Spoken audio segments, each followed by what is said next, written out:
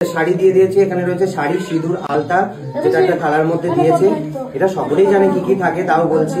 তো এটা আমি এখন পূজার হাতে তুলে দিচ্ছি।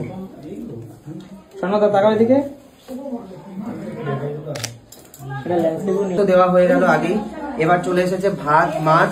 এখানে একটা বড় মাছের মাথা, যেটাও আজকে খাবে, এরপর থেকে আমার মাথা খাবে।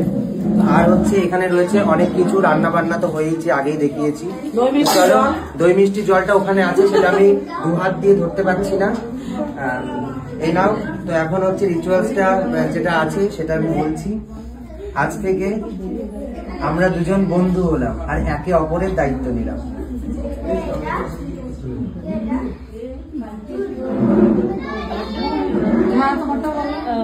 দায়িত্ব নিলে সবই ঠিক আছে। আমার ভালো থাকার আর আমার মানসিক শান্তির দায়িত্ব না।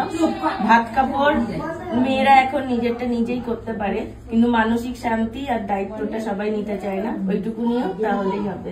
তাহলে শুধু আমি তোমার মানসিক শান্তির দায়িত্ব নেবো, তুমি আমারটা নেবে? অবশ্যই। আর আমি তো তোমার পুরো পরিবারের শান্তি, মানসিক শান্তি, সমস্ত কিছুর দায়িত্ব এবং তোমার সমস্ত কিছুর দায়িত্ব নেব। বেশ, তাই হলো।